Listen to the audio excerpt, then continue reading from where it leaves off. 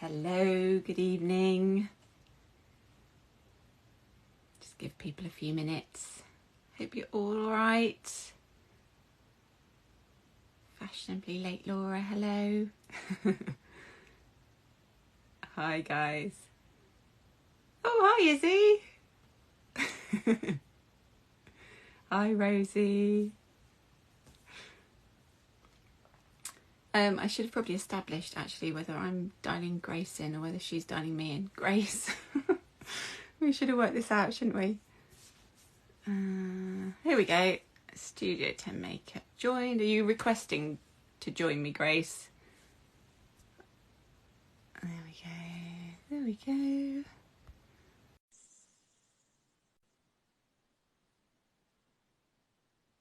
However many times I do this, I still get totally confused. Hi! I'm glad it's not just me. Oh, God, the technology, honestly. I'm like, I've done it before. Why can't I remember how to do it?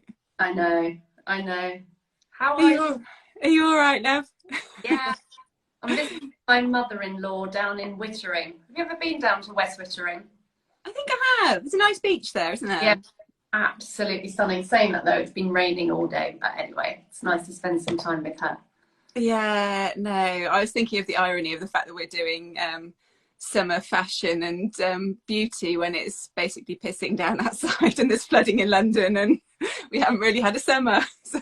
It's so weird, the weather as well, isn't it? Because like, I know. the weather, I'm always looking at the long-term weather forecast and I'm like, oh, it's going to rain all week and all weekend. And then you get these pockets of brilliant sunshine. I'm like, you said it was going to rain all week. I know, yeah. We had thunder here today as well. Oh, really? Yeah. Oh, God. Weird. Anyway, yes, we just go with the flow now. I just keep kind of like getting changed and chucking a cardi on and, you know, taking it back off again. But that's why you need one of these. Yes, well, that is true. Sweaters are still selling really well at the moment, which is nice. I always quite like it when it's raining. Yeah, for sure.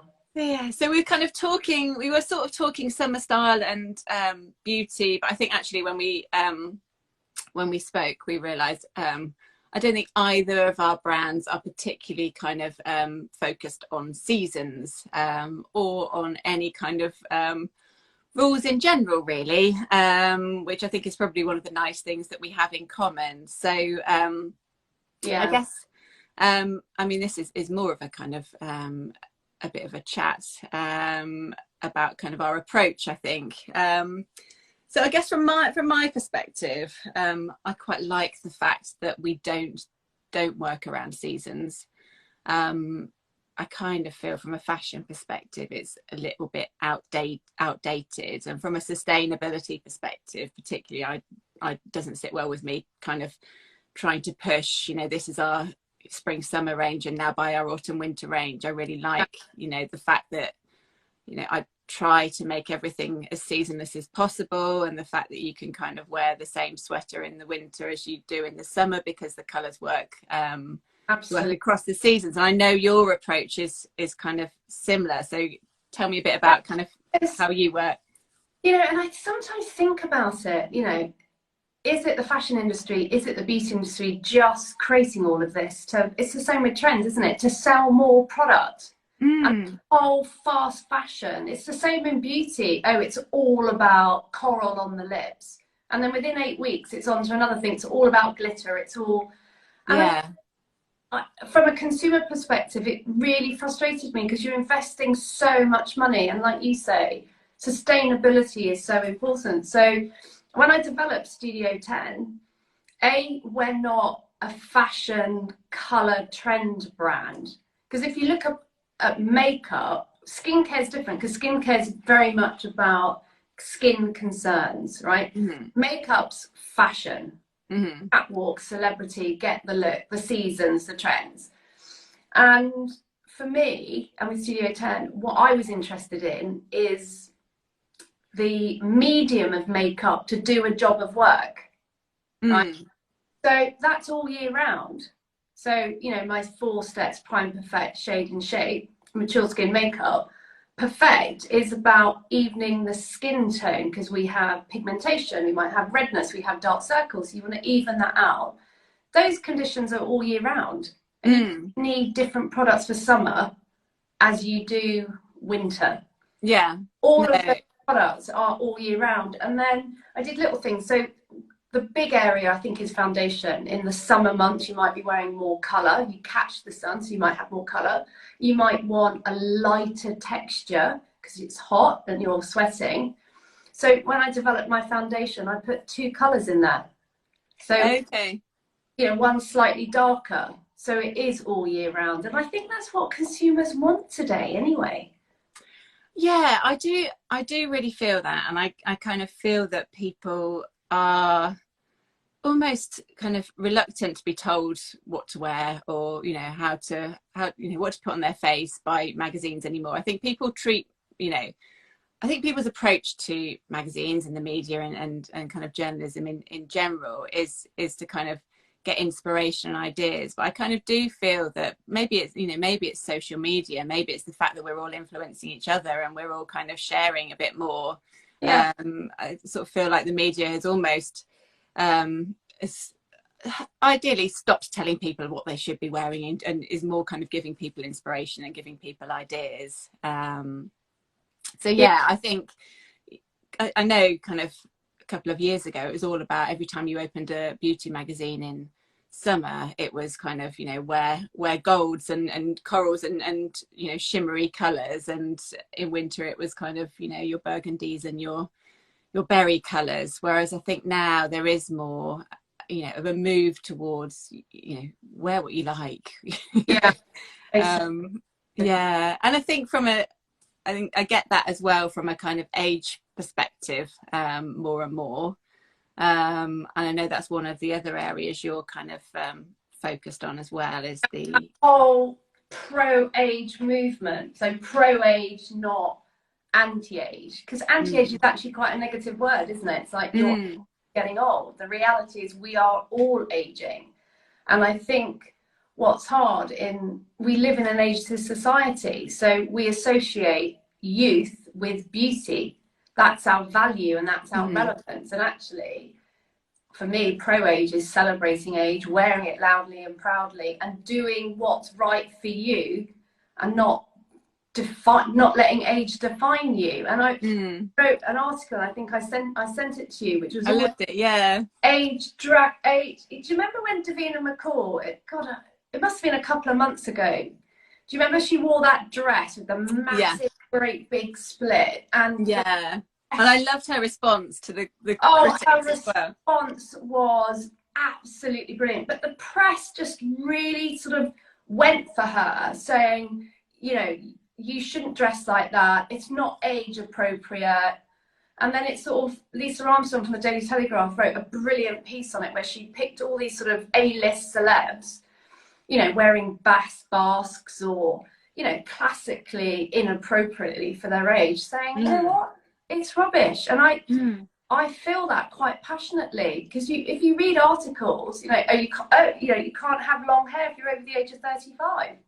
I read that recently. I was like, God, I've never even questioned that. But I suppose my mum's generation, actually, by a certain age, they had all chopped their hair. I hadn't kind of. No, but I suppose it's a nice thing that I've not even thought about it. But yeah, long hair. If you're over this age, that age, can't wear a short skirt. Can't show too much cleavage. And I just sort of think, when I sort of analysed it, I always think, well, where does that come from? Who's stipulating that you can't have long hair if you're 50 and above? Or where does it come from? Like, where do you think it comes from? It's out there, it's conditioning, and then it's media. I wrote an article that if you're over the age of 40, you shouldn't be shopping in Topshop at the time.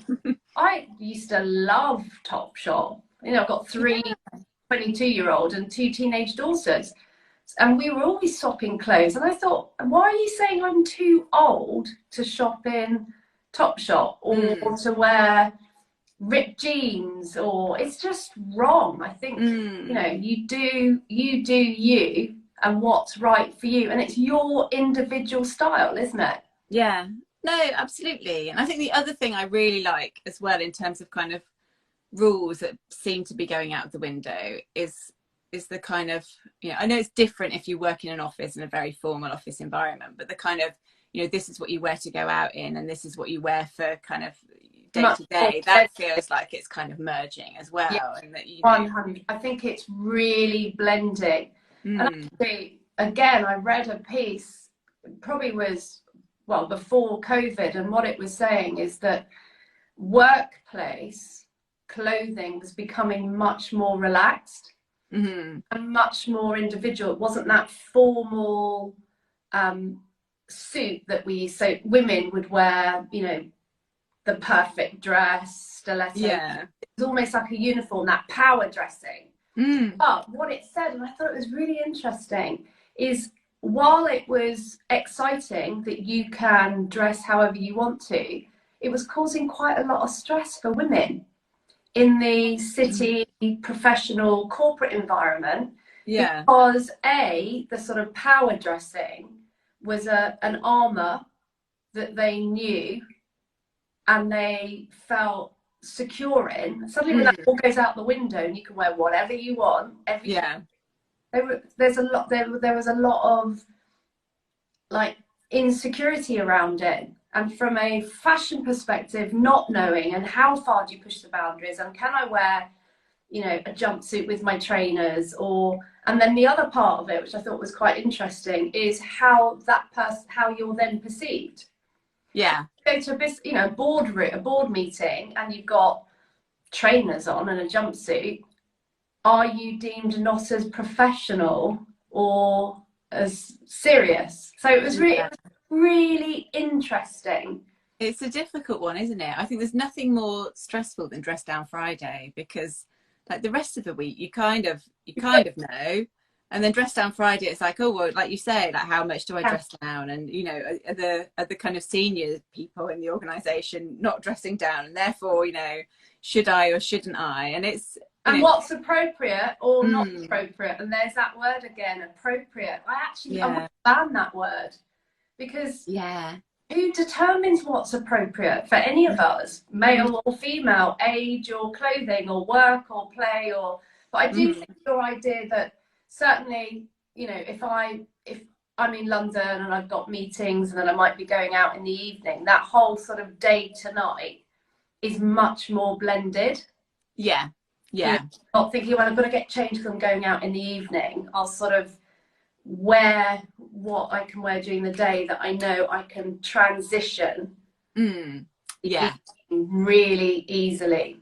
And I think our kind of going out outfits have probably got a bit more casual as well, and a bit more laid back, and a bit more kind of, you know, people still want to feel special, I think, but Yeah, people don't want to look too done, yeah. and too done up necessarily. But we like that full-on glamour if it's that occasion. But I do oh think yeah, sort of, yeah, it's not dressed. It's like sort of dressed down glam. So I've got, and I think I took a photograph with one of your tops. I've got a silver sequin skirt, like a oh, pencil I saw that one, yeah. silver. I Mm. absolutely love it, love it, love it, love Mm. it. Right, but I wear it with one of your sweatshirts. Mm-hmm. I wore it on Christmas Day with a really crisp white shirt but tied into a knot. So it was sort of glam but still dressed down. And Yeah, I wore it with my like white trainers. And it just, yeah. and And I I love that. I love the fact that, you know, you can kind of, it's that sort of juxtaposition, isn't it? It's that, you know, the kind of casual and the very glam, the almost kind of, you know, super glam yeah, sequins. And exactly. I have to say, I love getting people's photos, but I most love the Christmas ones when people start wearing their kind of sequins with the sweatshirts and things. So yeah, Yes, that's, it's one of my favourites because I love the fact that, you know, we're all stars. But I wear this with a animal print silk skirt, and oh nice, it's sort of, yeah, it's such, I'm really got, I think it's actually because of COVID, but you know, like when you wearing tight jeans and they don't quite fit as well, and you want to be more comfy and a bit slouchy. So I've really got into skirts, floaty skirts, and maxis. I think I've bought 6. I've got a wardrobe of maxi dresses, and I wear them always. But I really like the comfort and the easy to wear, aren't they? Yeah, no, and kind of also you can wear them all year round. I love the fact you can just chuck a jumper over the top of them in winter, and stick some leggings underneath to keep yourself warm, and off you go. I love that. But I like your t-shirts with big. I mean, that's the thing, talking about all year round. A t-shirt is all year round in the autumn and winter. I still like to wear it. I still wear a t-shirt like you've got on now. Yeah, big baggy woolly cardigan on. Yeah. Or, my leather jacket or a blazer or. Yeah, no, exactly. So do you think there are any rules, like when it comes to beauty? Do you feel like, because I know you have your kind of 4-stage process, do you think there are some kind of broad rules that you would say people don't need to follow, but you would advise people to follow? Yeah, there are definitely. So I think the number one thing, more than anything, is the texture and the formula of products. Mm-hmm. So you do have to switch it up, really, because your skin's different. That's the thing. Your skin's much drier. You lose pigmentation, fine lines and wrinkles, enlarged pores. The texture of your skin is different. So you want to match that with the right formula and the right texture. So for me, my switch up would be powder to creme products. Right, okay. So with powder, you don't always get the pigment, especially like mineral foundations and powders. You need more coverage. We need a bit more help because we've got more to cover up. So we want to even out that skin tone. Mm-hmm. Then with powder looks drying on the skin, and powder sits on top of the skin. So if you use a powder blusher, it will sit on top of the skin, and it will look like you're wearing makeup. So for me, and if your skin's quite dry anyway, just exacerbates, and it can sit in fine lines. So you want to avoid textures that will sit in fine lines and wrinkles. You don't want to exacerbate them. So for me, liquid cream products, 100%. They're not as long lasting because obviously cosmetics are going to be longer lasting. But for me, I'd rather have makeup that almost enhances my skin and looks like real skin. So you can blend, you can buff it into the skin. It almost melds with your own skin. Yeah. The impression that you've got beautiful, flawless, glowing skin. Mm-hmm. So that would be a big one for me. And I think the other one is, in terms of foundations, I've always loved tinted moisturizers. Most women do, because we love how they feel on the skin, but they don't have coverage. So we need more coverage because we've got to cover up a lot more. So then I would move more to a cream or a liquid foundation. And actually that scares women because you think of thick, heavy, cakey. And actually foundations today, like modern formulas, they feel and look like a tinted moisturizer, but they give you coverage. And then the only other thing is, I would probably say move away from matte. You don't need any fine finishes because they make the skin look dull. And actually what we need is to add a bit of radiance or a bit of glow. So I like dewy finishes, products with a bit of radiance, just to give the skin a boost. So that's the main 3 things. Okay, and that's season kind of like year round. Exactly. So the difference is, if you take aging skin, age spots is an issue, and the uneven skin tone, dark circles, enlarged pores. So you need to cover that all year round. But what's different about summer, say, to winter, is the sun exacerbates pigmentation. So, if you've got freckles, the sun exacerbates it. So you might need more coverage. All that means is the product that you're using, you might layer a little bit more on, which is why it's important to find a texture that you can build the coverage that's not going to go thick and heavy and cakey. Okay. And then, go on. And then I was just thinking about colour. So, you know, let's say a trend, a colour trend, it's all about coral, or it's all about hot pink. I think there are some colours, like a hot, bright pink, I don't think is as wearable in the winter months. Right, That okay. makes sense. But for me, I like colours that work across the seasons. And actually, I think it's really positive as we age to wear bold colour on our lips, because we need definition. Our lips thin out, you know, so we want that, especially, you know, we're wearing glasses, most of us now. So to have that added definition, bold's really good. But find a bold colour that works all year round. Yeah. And how do you find, because I never used to wear, in fact I never really used to wear lipstick until I kind of got a bit older and realised I literally looked pretty much dead without any lipstick on.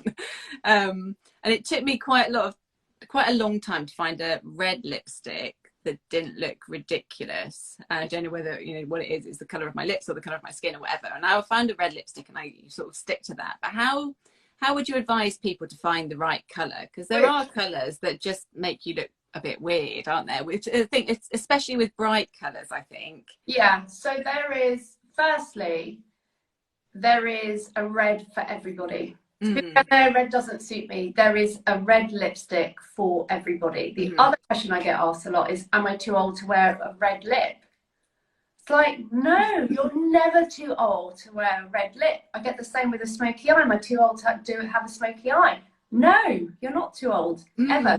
But you do make slight tweaks. So a classic smoky eye are dark greys and pewters and silvers, and, you know, from more of a mature smoky eye or rose smoky eye, I'd shift more to browns. Browns are softer. Okay, so they're less they're a bit more warm and kind of less draining then, is that the theory? Okay. So if you use dark colours, it closes your eye up, and actually our eyes are more closed because we get, you know, we lose collagen, we get hooded eyelids. You don't need to close them so you can't see them. Yeah, I'd swap the greys and the blacks more for browns, but you can still do it with the eye. And then with a red lip, it's finding the right red for your skin tone and your hair colour. Okay, so it's both of them. Yeah, so does it have a blue undertone, or whether it's, so I've got an article on it where I've chosen, but it's really finding, and it's funny because I love a red lip on everybody, and even with the perfect red lip, I very rarely wear a red lip, and I don't know why. I don't know if it's a sort of confidence or a statement thing. And I'm like, Grace Fodor, you're pro-age. You're about being loud and proud and wearing it. Put that red lip on. It's really fun. But also you need to wear what you're comfortable with as well, I think. And there's nothing worse than kind of going out and being like, oh God, I feel really weird with my kind of, you know. Yeah, but you know what? I think that's just pushing the boundaries. Yeah. I don't think anything about having a really beautiful smoky eye. Okay. That thing's a mascara, but sort of not rule, but if you're going to have a really strong eye, you want to keep the lips quite nude and quite pale. If you have a bold lip, you don't want full on, because it clashes. And I guess it's a little bit like fashion as well. You know, you can clash well, or some clashes just don't work. Yeah. But I'm gonna persevere. Yeah. No, I think sometimes it is, you know, you kind of get past I feel a bit funny with this, wearing this. And it is just, and I think part of it is, if you're not used to seeing yourself with a bold lip, you might be a little bit more conscious about it, but nobody else does. Does that make sense? Yeah. No, absolutely. That silver sequin skirt, I did wear it into London for meetings. And it was such a statement. It was such a statement, and I had so many people comment on it. Yeah. And I just thought, and that I didn't mind. It's weird, isn't it? Yeah. No, maybe because it's, I don't know, like, I suppose your face is sometimes a little bit more kind of, a bit more you, isn't it? Whereas if you wear something a bit out there, then it's, And I think also as well, because Studio 10 is not about colour. we don't have, all of our colour palette is skin coloured or skin toned or neutral, or because it's doing a job of work. Does that make sense? So it's adding back into the skin. Or, you know, my lip colours are about making the lip look perky and plump. So they're a pinky bluey shade to do a job, to do that job of work. It's not about a fashion colour. Okay, it's interesting.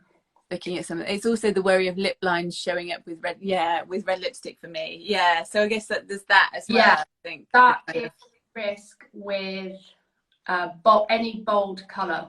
So, which is why it's really, really important to use lip liner, because a lip liner will create a seal, and also as we age, we lose fullness to our lips. So they thin out. So if you get a really good lip liner, you can create a really strong shape, add definition, a fuller lip, and then if you put a bold colour on top, then it's going to look really good, and it will stop it bleeding into lines. I almost have the opposite issue in that I use a little pot of red with and kind of paint it on with a brush, but then I end up with it, I don't know if I've got quite dry lips, I end up with the colour sticking around the outside and no colour in the middle. So I kind of look like, and I don't quite realise this until I catch sight of myself in the mirror and then realise I've got this like red line and nothing else. How do you stop that happening? Is that about lip lining everywhere? That is, well, if you lip line first, it must be the formula that you're using. Right, okay. Quite a dense, and obviously you use these inner bits as you're talking and eating and stuff, so you'd want to. So if you use a lip liner, it won't become as permanent on top of that edge. And you can use like lip primers, but I just think for every day you're never gonna do that. I have about 3 minutes to put my makeup on in the morning. 30 seconds. But no, it is. I need to work that whole one out. Oh, you've frozen. Have I? I don't know. There you go. Well, you froze then, but I still could hear you. So, is there any news with you? What's happening in your world and business? And you got anything to kind of tell us about kind of new stuff or new things? Well, funnily enough, we do have a new product coming out. I'm just trying to I've got it all sourced and ready, and it's really interesting because, you know, I said about powder. I don't like powder because powder on the skin when our skin's really dry. But, and especially as you age, you want makeup to be longer lasting, and as you know, if you're in then your 50s, you might have flushing, hormones, menopause. And because I do have a lot of liquid products, they look so beautiful on the skin, but I do want that longer lasting wear. So I get asked so often about powder. And the best ever powder, translucent powder, is by Laura Mercier. They do a loose powder. It's absolutely amazing. All the makeup artists use it. Right. I was like, okay, so I need a powder, loose powder. Like, I don't think I'll bring out a loose powder, because if you're anything like me, I drop things. Yeah, all the time. I mean, most of my eyeshadows are cracked because I drop them on the floor. Yeah, exactly. So I was like, okay, so I need to make a loose powder in the convenience of a compact. So it's got to be pressed. Yeah. So that's a lot of development. So when you open it up, it's like a pressed powder. You cut it, it just becomes loose. So exciting. But then the other thing is, I do get women saying, but my skin's quite oily. And if you're using a lot of dewy products, you don't want oil coming through it, right? Yeah. So I was like, okay, so I want, and because, you know, your sustainability, for me, it's the same. So I want multi-purpose, multifunction, all year round. I want one product instead of 10 products. So I wanted a powder that you could use to control oil. So a light dusting will prime and perfect. And especially as you age, you get enlarged pores as well. So I wanted a powder that you could prime with. Then on the other end, you want a powder to set. so like a setting powder. Mm-hmm. Two very different things. And traditionally, you've never ever been able to put powder underneath an emulsion. You always put powder on top. Yeah. So I was like, well, I want something to prime, I want something to perfect, I want something to set, I want something to luminize. Anyway, basically, I've created a powder that is so super fine, jet milled 7 times. What does jet milled mean? It's crushed and crushed and crushed and crushed and crushed. So the particles, completely translucent, that you can put it on your face after you rise. You can put a dusting on your face. You can put your foundation on top, and it will help make it longer lasting. So you put your foundation on top of the powder then? If you're oily, the problem is if you've got oily skin or T-zone, right, and you put foundation on top, it's just going to slip off. Yeah. So sometimes you want to manage that. And normally you could put, you could use different pads. So this powder you can put under your foundation. Okay. Or if you're rushing, and I've tested it, you put your moisturizer on, and I've started using facial oils, right? They take ages to dry. And I'm like, I don't have time. You try putting on foundation on facial oil, it's just like, you put a very light dusting on, and then you can apply your foundation, do all of that, and then you can use it on top as a setting powder.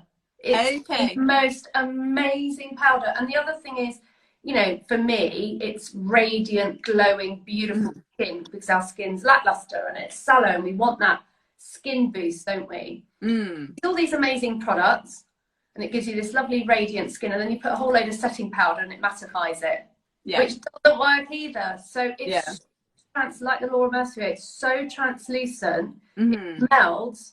So it holds it in place, but it doesn't have a powdery matte finish. Okay. Oh, I look out for that. So when's that coming out? September, I hope. But all of our products are manufactured in Italy. So, it's been quite difficult in getting, like post-Brexit, getting products delivered,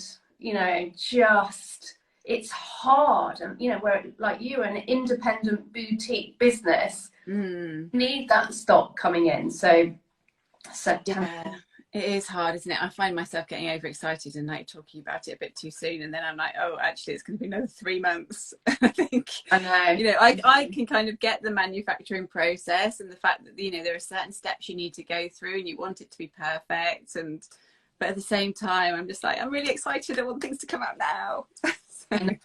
Well, lead times, most of our lead times just to manufacture is 6 months. Is it really? From you having the idea through to actually physically getting it?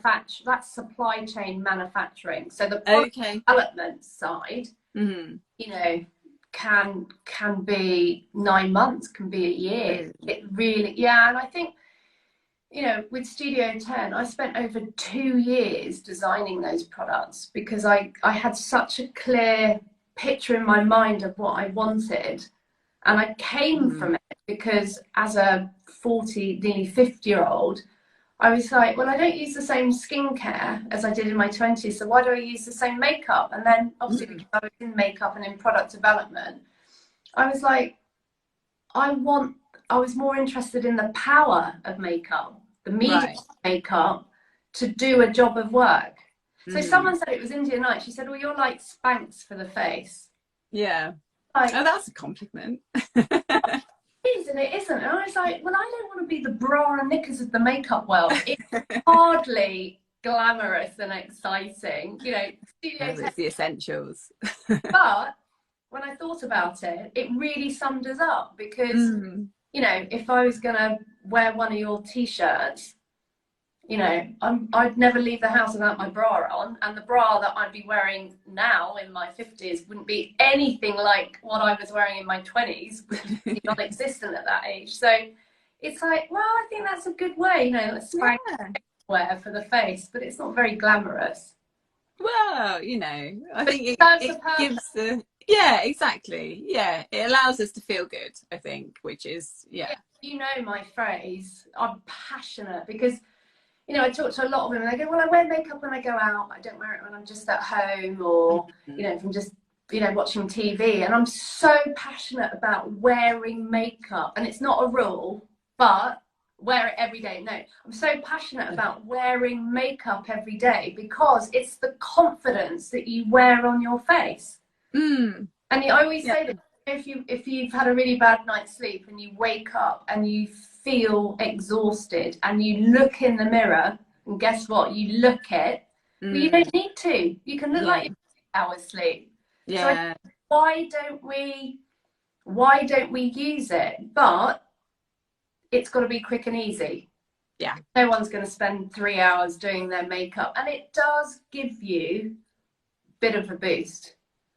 Yeah, and I think it is that kind of, you know, for me now, the thing I've noticed most as I've got older is just the speed, in that I had the time before I had kids, and, you know, when I was at university to sit, and it used to take me like a good hour and a quarter, I would say, to get ready in the morning just to go to lectures. And now I'm like, if I have 15 minutes, I'm lucky. Like, I'm literally like hopping out the shower, kind of quickly chucking some clothes on, like dry shampoo, and, you know, slap whatever I can quickly get onto my face. But yeah, you do get better at doing things quickly, I think. But yeah, the many stage processes just don't really work, I don't think, when you're, you know, if you have lots of other commitments. It's not an age thing, I don't think. But also it's always, it's, you know, whether you're 18 or 80, I don't know a woman who is not busy, you know, rushing around. No, exactly. Yeah. You know, doing, life feels busier. I mean, I look at the girls and they seem to be busy. They seem way busier than I ever was at their own ages. I think life's busier, and a big part is they're always online. They're having conversations, they're chatting, they're doing this, and, you know, busy. But and that's something I try to do. My two things about mature skin makeup, what I got from lots of women is it was too confusing, it's complicated. I wanted to edit it a bit like what you're doing. It's like edited all year round. You can dress it up, dress it down. It's a staple in your wardrobe. Yeah. So that's absolute key essentials. If I edit it down into 3 or 4 key products, then it makes it easy. Because I don't know where to start, don't know where to finish. And the other thing is making it easy to apply, and in the steps that anyone can do. You do not need to be a makeup artist, but it's quick and easy. It's a bit slap and go, as I say. My PR lady goes mental when I say that. She's like, you're the CEO of a makeup company, you can't stay back and go. And I'm like, you know what, I can, because it's true. And even with, you know, part of that, one of my steps is adding shape and definition. You know, we need to sculpt our brows, we need definition around our lips, we need to use a lip liner, but it's not complicated. But you need to start here and finish there, and you've got to draw a lot. It does not need to be that complicated. You can write and do your brows. So it's got to be quick, easy, a little bit forgiving, and do a job of work. 100%. I think it's that flexibility, isn't it? You can kind of wear it how you want. So if you want to spend an hour doing your face, you can, but you don't have to. And the same way with, you know, if you want to spend, you know, however long putting together an outfit, you can, but sort of the thinking behind, you know, the things that I create are that, you know, they're things that you can just chuck on and still feel good. And I think there are plenty of us who are kind of running around every day and who don't necessarily have the time or want to feel dressed up, but still don't, you know, you want to feel good in what you're wearing and how you're sort of presenting yourself. I do really believe this in terms of if you look good, you feel good. You feel good on the inside. And I always say this, you know, when we've all done it, but you're getting ready to go out, done your hair, you might have a new outfit on, you've done your makeup, or you're ready to go and you look in the mirror, don't you?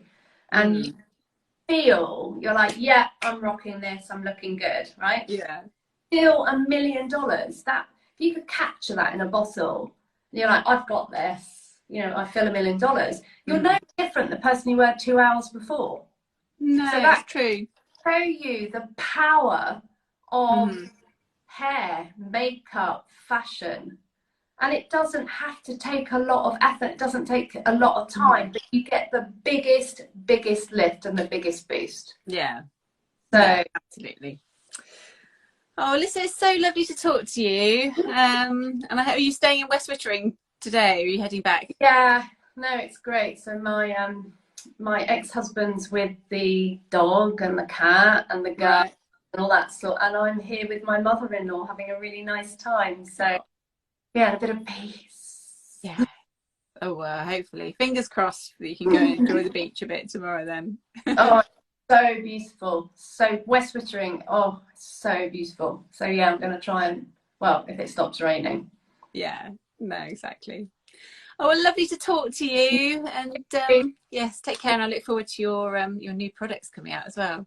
Oh yeah, well, September, I hope so anyway, fingers crossed. There was somebody here who said she would quite like to try some Studio 10 but lives in the US. Oh yes, yeah. Tip to the US, we've got quite a lot of US customers. And also she's saying not sure of colours, which is interesting because Studio 10's a very nude palette. It's not really about colour. So, you know, whether it's brows, it's about mimicking brow hair. If it's the lip liner, it's about mimicking your lip colour. So it's a neutral. Yeah. But one thing about grey hair, what's really greying hair, talking about colours, your makeup shades do change slightly. Okay. Which is interesting because